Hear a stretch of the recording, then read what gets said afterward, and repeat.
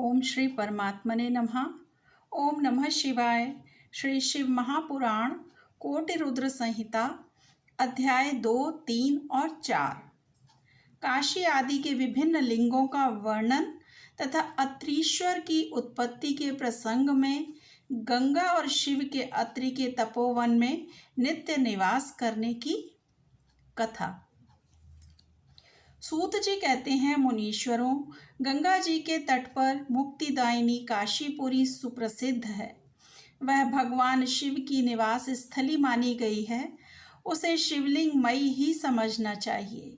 इतना कहकर सूत जी ने काशी के अविमुक्त कृत्तिवासेश्वर, तिलभांडेश्वर, दशाश्वमेध आदि और गंगा सागर आदि के संगमेश्वर, भूतेश्वर, नारीश्वर, वटुकेश्वर, पूरेश्वर, सिद्धनाथेश्वर, दूरेश्वर, श्रृंगेश्वर, वैद्यनाथ, जप्येश्वर, गोपेश्वर, रंगेश्वर, वामेश्वर, नागेश, कामेश, विमलेश्वर, प्रयाग के ब्रह्मेश्वर, सोमेश्वर, भारद्वाजेश्वर, शूलटंकेश्वर, माधवेश तथा अयोध्या के नागेश आदि अनेक प्रसिद्ध शिवलिंगों का वर्णन करके अत्रीश्वर की कथा के प्रसंग में यह बताया कि अत्रि पत्नी अनसुईया पर कृपा करके गंगा जी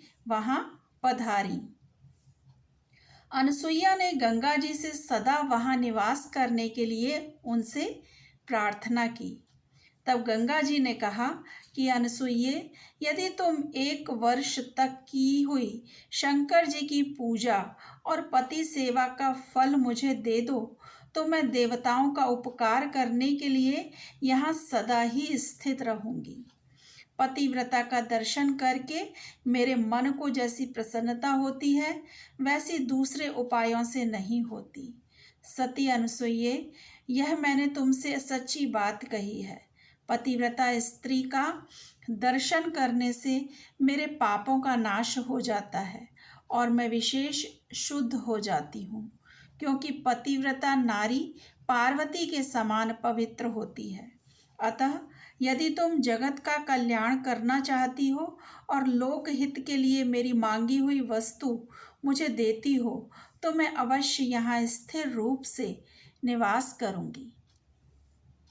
सूत जी कहते हैं, मुनियों, गंगा जी की यह बात सुनकर पतिव्रता अनसुईया ने वर्ष भर का वह सारा पुण्य उन्हें दे दिया।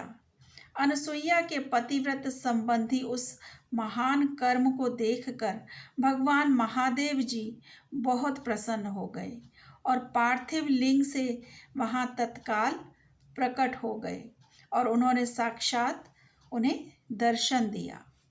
शंभु बोले, साध्वी अनसुईये, तुम्हारा यह कर्म देखकर मैं बहुत प्रसन्न हूँ। प्रिय पतिव्रते, वर मांगो, क्योंकि तुम मुझे बहुत ही प्रिय हो। उस समय वे दोनों पति पत्नी अद्भुत सुंदर आकृति एवं पंचमुख आदि से युक्त भगवान शिव को वहां प्रकट हुआ देख बड़े विस्मित हुए। उन्होंने हाथ जोड़ नमस्कार और स्तुति करके बड़े भक्ति भाव से भगवान शंकर का पूजन किया। फिर उन लोक कल्याणकारी शिव से कहा। ब्राह्मण दंपति बोले, देवेश्वर, यदि आप प्रसन्न हैं और जगदम्बा गंगा भी प्रसन्न है तो आप इस तपोवन में निवास कीजिए और समस्त लोकों के लिए सुखदायक होइए।